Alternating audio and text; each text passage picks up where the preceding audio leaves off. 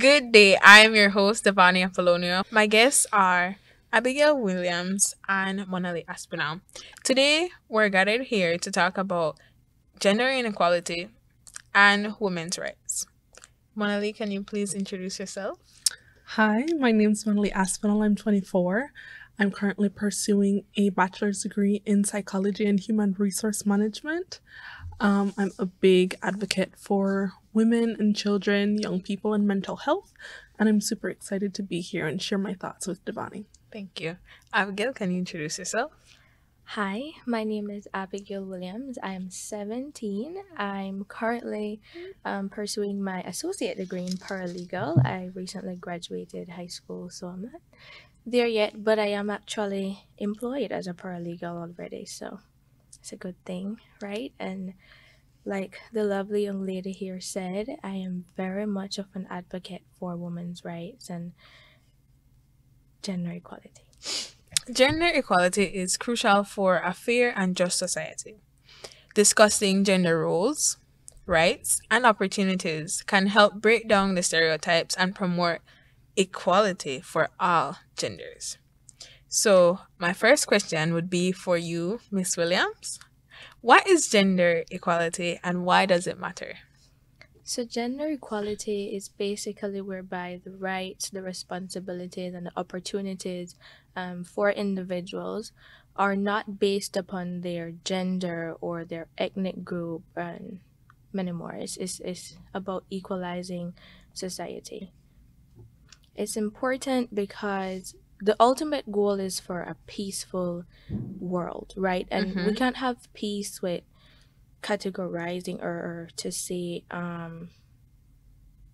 not valuing everyone, right? So it's very important that we know about gender equality, that we talk about it, that we spread awareness, and that we put forward what we need to do to get the ball rolling. Nice, I like that.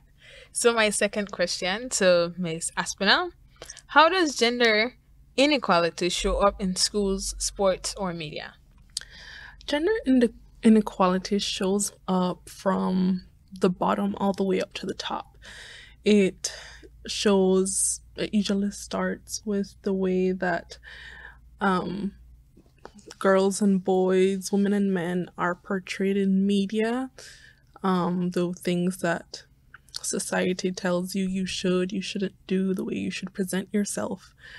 And then that is carried on to the younger generation who, if they don't have some external force showing them an alternative, showing them the importance of equality and putting the information and providing where things are needed, then they continue doing that. So it's seen in where different programs are pushed. For example, sports are big in schools and in media because oftentimes it's deemed more profitable, but it's oftentimes more male sports than female sports. Media often portrays women as beautiful and gossipy and ambitious only in the sense of putting down others. While if men do the same thing, they are seen as bosses and go getters and they're making sure people aren't in their way. So it really is just working on the perception and expectation that we have not only for other people but that we hold ourselves to. Nice. To go more in depth in this question, we already passed the secondary stage in our lives. So, I came from an all girls school, and so from my perspective, the inequality did not show up in the institution as it should to be. Okay, we have male and female, you would see the difference, but the only time you see a male, it's a teacher. So, outside of school, where I tend to volunteer and help other people, so I'm congregated and mixed, so male and female, and this is where I observe inequality. As a young lady, working in the communities, people tend to give the male the harder work to do. And sometimes you don't have the right amount of meal to move that, move this. That's where a young lady like myself would want to help. And so someone would say, oh no, you're not strong enough, you're not this, you're not that. But the thing is, they put this barrier where females are weak and they can't do nothing for themselves. So they let the male lead. Um, so this tend to really put me in a place where I was like, I grew up more male based. So I have that tendency to always pick something up heavy or ask for help. And so volunteering outside, and then adult would say, oh no, leave it, just don't help, you're a girl, da da da. It makes you think, oh, you don't know me though. Like, you don't know that I am actually strong and I really want to help to get the process on. And so in school, when it's an all girls, you don't get to experience that. And the thing is, people see outside.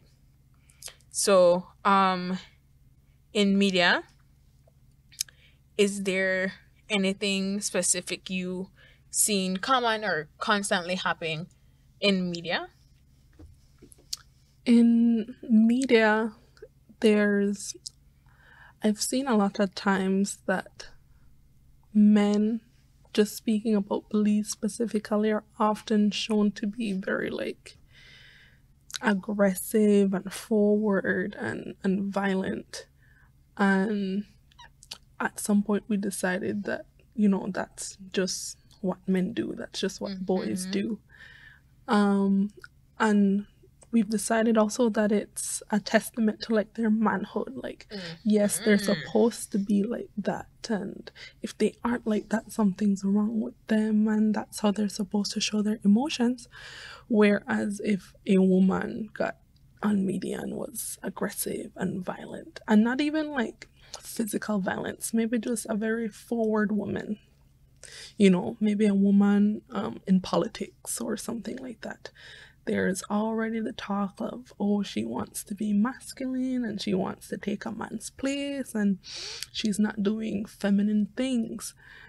And so it becomes something where men are constantly strong arming their way, trying to say, hey, I'm a man, I'm supposed to do this, I don't think I'm supposed to reap the consequences of what I do. And women are trying to find their place in society, in the world, and they have to do this performance, this juggling of making sure that they're achieving the goals that they want to set for themselves, while also not upsetting men or people that believe, they're supposed to be a specific way. Because, I've seen where that quickly can affect your career, your perception, a lot of your career, especially if you're going to be out in public.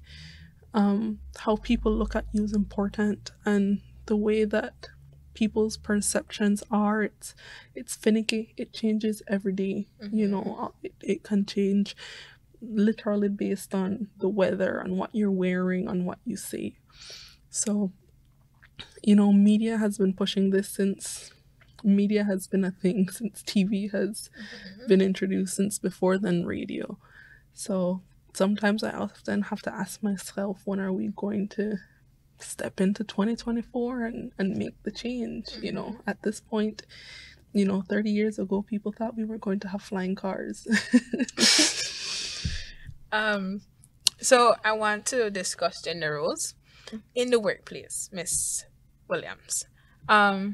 Do you feel, as a young lady, do you feel that your work shares the load equally among you and everyone in the workplace? If there's a male, what would it be in that case? Okay. Well, fortunately for me, there's no male in my workplace, so it's a female dominated firm, and I'm very thankful to be there. It's a great environment. But we do work in a building whereby there are other workplaces in there on different Mm-hmm. floors. So we come across males.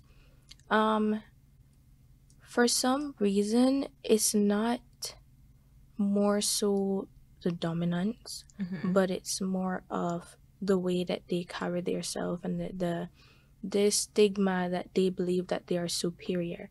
So when they see you and they're walking, they're looking at you and they're expecting you to bow down to them in a sense. They're expecting you to acknowledge them all the time. And it's like, no, I'm just going about my day. I don't have to look your way every time. And when you Mm-hmm. don't, they will try to approach you or tell you something. And you have to remember where you're at and carry yourself respectfully as a young lady. So to keep it pushing, but it can be hard sometimes with men around. But it's not to downplay men because men are important in society, Mm-hmm. but it's just, there's a limit and you have to be able to break that barrier to develop self respect and also to just let them know, hey, we're here too, and what you can do, we can do better. Mm-hmm.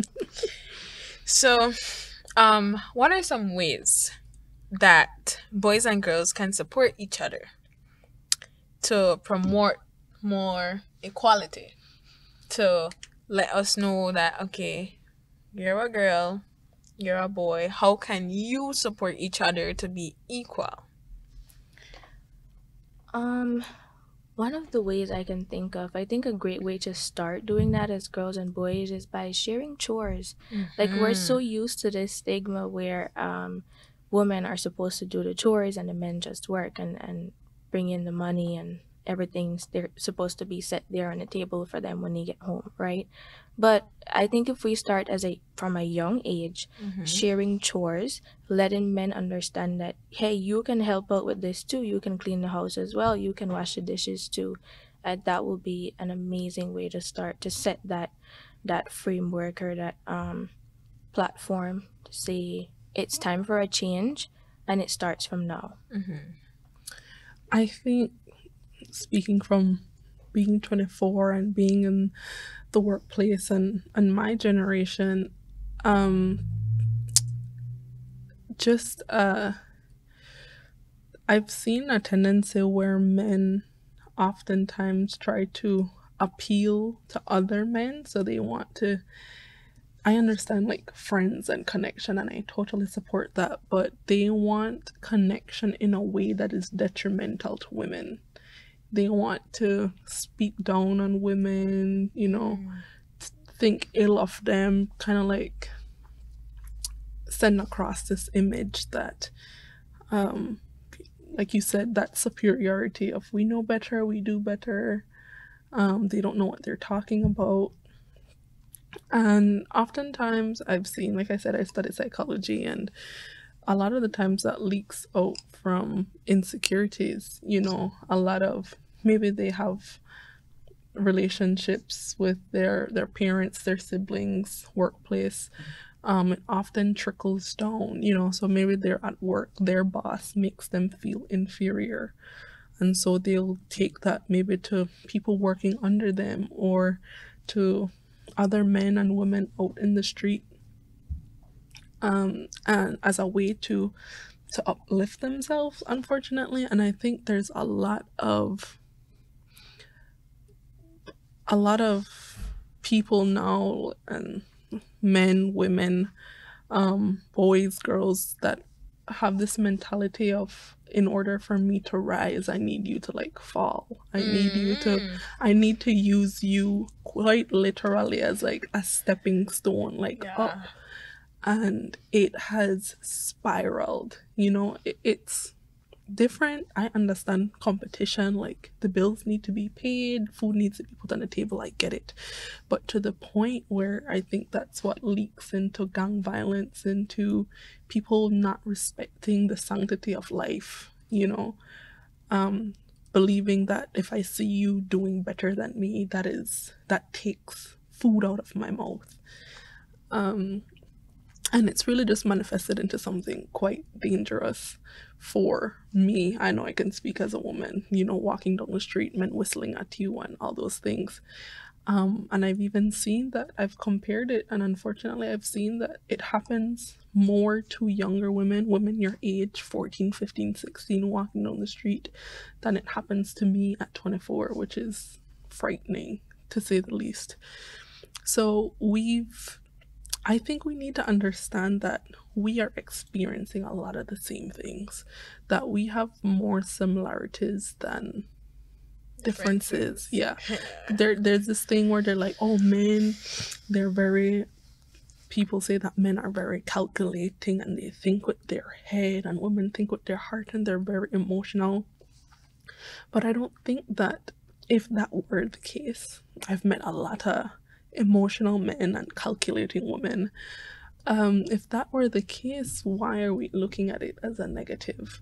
I think a woman who's in touch with her emotions, who feels deeply, I think I'm a very empathetic person. I feel deeply for people. And so that's why I'm studying psychology, and I think that is so beneficial, because wouldn't you want someone out there that cares deeply for you, that truly wants to see you improve? And the same with a calculating man. I'd love to meet someone who is great with numbers, great with time, great with organization, great with, setting their life plan. So let's start looking at the things that we deem as differences, not as negatives, but as positives. Let's use them to bring us together, because at the end of the day, it's the same earth, same sky, same money circulating. So we would use the positive to promote it to be more equal, right? Both genders and everything. So I wanted to ask, can you tell us about some inspiring women who have made a big impact? I would like to start with Kaya Catus because honestly, I've observed Kaya Catus for like a year and a two now, going into like that cycling field, that the politician area, running for a councillor here in Belize City Council. And so like I've observed her and the things that she has done.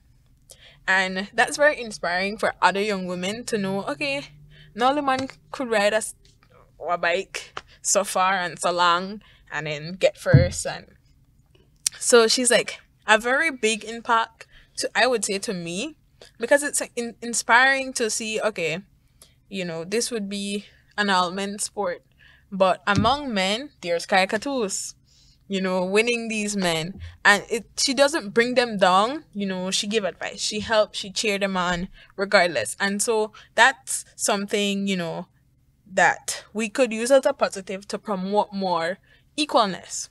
Even if it's encouraging more women with the face of Kaya to, include cycling as something that women can do as well. Because what I've noticed as well, there's a program that boys and girls go to apply and they get into cycling. And I tend to see more and more females going into cycling at a very young age, like 15, 16, and I believe like a very young age of 13. And so Kaya is a very inspiring woman. I feel like she has done so much without noticing, because that would be her superpower. That's what I have observed. And so here in Belize, in that area, and I've watched her very close by, and we talked, and I volunteered and so much more. And she was in the presence, and I have watched her very closely. Nothing, but to observe like her by detail. What exactly does she do, and how does she go about doing it? So I would say, me personally, an inspiring woman here in Belize, who had made a big impact, is Kaya Catus. I think the person I would choose, a woman that inspires me here in Belize, is Destina Wagner. I think, first of all, she's a beautiful woman. She is gorgeous. I have never seen her like not look stunning, and I love that for her. But a lot of people know her through pageantry. That's how I got to know her. She inspired me to try my hand at it. But I've also watched her shows where she talks about business and marketing as well. And it is so refreshing to see a woman so involved Mm-hmm. in, for a very long time, tech has been deemed like for men, and business and marketing, it is the backbone of so much that we do. Everything that we do, all the joys that we enjoy in life, the food, the water, the electricity, all that is business. There's someone behind all of those things making sure that when you flip your switch after you pay your bill, there's electricity. When you turn the knob in your shower, there's water. The buses are running, your job is running, all those things. So Destiny Wagner is super influential for me because she works hard and she makes it look good. Mm-hmm. And for me, that is a feminine thing about me that I enjoy. I enjoy looking good, but I enjoy working hard. And she has made such an impact, not only in, tech and business and marketing, but as Miss Earth, I've seen her travel, I've seen her bring smiles to people's faces.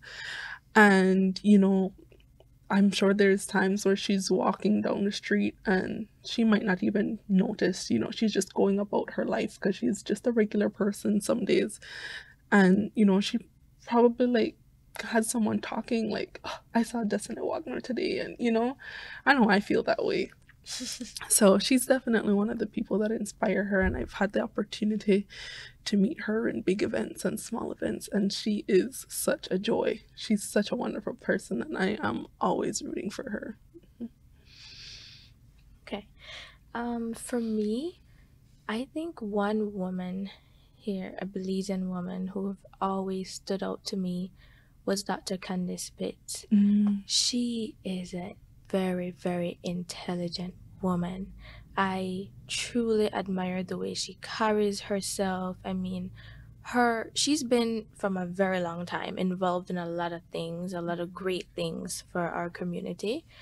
And now with ambassadorship and things like that she's taking on, and when I look at her, I'm in awe. It's amazing to see women doing something so great in society. We're so used to seeing men in Mm-hmm. those seats that when you see women like that, it's just amazing. It takes your breath away. Right. And especially when they carry themselves as great as she does, it's it's a beautiful sight to see.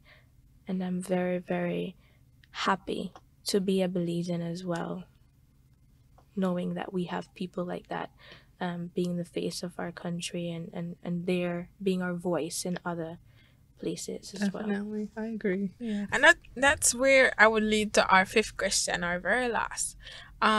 How can we as young people help create a more equal world for everyone? So you remember the door with the change and the door with the gossip on it. Alright. How we can make it more equal? What are some suggestions us as young people here today to make on this platform so other people could hear what's our thought on making the world more equal for the generation to come? Talk about it. The same way if something pop off on Facebook, on a share, on a like, and on a comment, and all of that things there, the same way you perfect example, you say your friend posts up one of their really sad songs, and one of their memes with a like, life is impossible, and you good, bro? You good?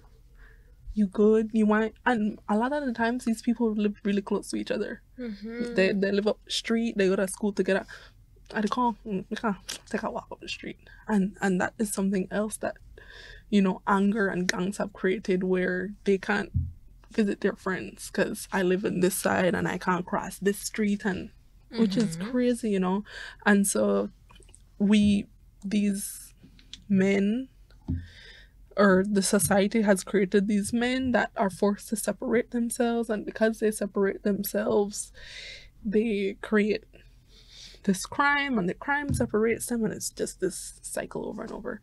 So talk about it the same way that you talk about what you wear for Pelican Bush, the same way you talk about what you wear for Lobster Fest, talk about what you're going through, talk about how your day was.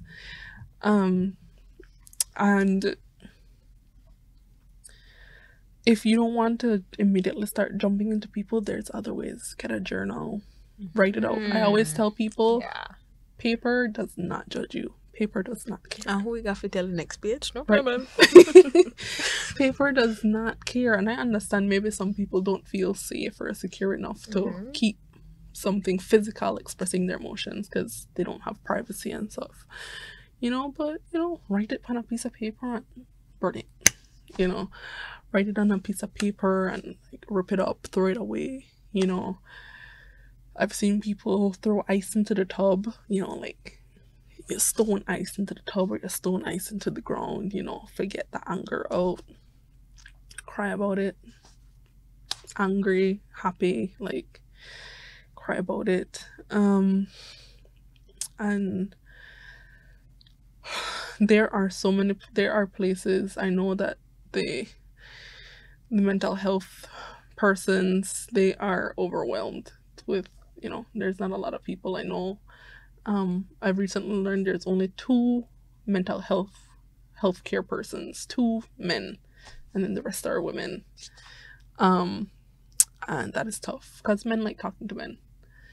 So, you know what? If you really want to talk about it, you can find me respectfully, or because I care. I want better for you. Like you said, I can meet a stranger in the street. I want better for you because better for you sometimes mean better for me,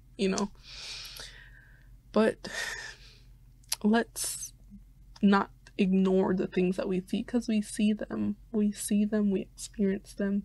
And the same way that you feel those emotions, somebody else does because we're all human. We're all feeling it, Right. I think another way would be prioritizing education. I understand that for instance, the South Side, right, it might not be affordable for many children, but you can go to the library. You can get yourself out of these situations by just simply having a mind of your own.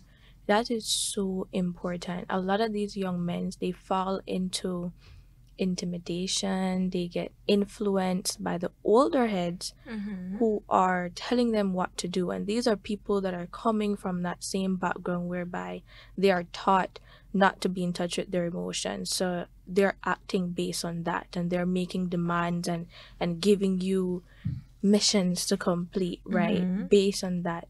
And it's very detrimental to our society and it's horrific for young men growing up because you live in the South Side, so this is all you see. Right. But if you're able to be in touch with yourself, get yourself out, think for yourself. These men that are telling you what to do, they're not thinking before they do it. And if they do think, they're thinking with a I don't care attitude because Often, that's what they're used to. Yeah, sometimes they think with the intention of, like they said, they don't want to see you do better. So sometimes they're thinking with the mind of, I want to see you, if I'm not doing better than you, I need you to see doing worse than me. So, not everybody, my mom always tells me, not everybody has your best intentions at heart. So you yourself, you need to know what you want and you need to work on being able to identify the people around you that want to see that for you as well. And that's 2 very good points. I like that. And there's so much more we could make the world equal, but honestly it's what you want for yourself. And then you work with your stuff and you say, okay, if it worked for me, maybe 1 out of 5 people, it might work for somebody because it don't work for everybody. Everybody learn different, everybody do things different, everybody hear everything. We have selective hearing, we hear what we want. we do all kind of things what we want. But as young people in a specific era, there's this big eye over we, or this big bag what I like, okay, they live over there, this is how they talk, this is what they do, and that lady they saw she may do this and that man da da da. Why? Why? There's a lot of things where if you start doing change, and there's a lot of positive people who are very older who they're like, you know, they're young boy, still do this and still do that, who not get influenced by the older people because for instance my cousin who's like my neighbor, you know, he never bad, right? But he changed our community a lot. You know, he go to the right people. He say, you know, this is outside, I understand that. But I don't fast outside. You know, see me go in your purse and thing, right? I can't have to tell you all the problem where I feel like, you know, if you do it, a lot of people understand, okay, they have people who care about area. This is why I thank Belize City Council. Right? They come, they had a park fest. There was so much things to do. They give kids the opportunity to play. Everything was for free. They give you know, clothes for free. They support small business. You know, you come, you put your tent, you sell your stuff, you just have to pay this, and then you help everybody.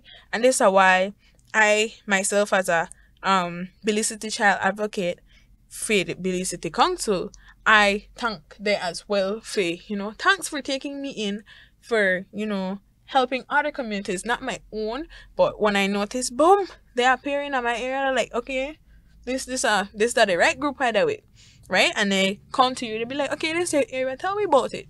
Tell me people who actually want to see a change and what are some ideas you wouldn't want to do, right? You have a space, we could utilize it, we could put this there, we could put that there. Now, there we have, the park has been renovated, painted, they have events, they have football, will support the community. It's getting there, but we still need more people to push. And this is where, you know, we need the women, bring on the skills, couple of you here, bring in the men, you know, come do all the barbering, do the barbecue. Then, like, if we do that, you know, share our skills, that's something, well, we would have make the world more equal. Share on the skills, show on the talent. You know, if you and she have the same talent, work together, become something bigger.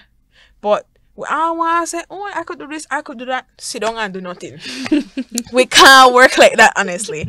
And so with that, like, I really want to say thank you guys for coming, because this discussion has like really opened eyes, not only for me, but for the young people.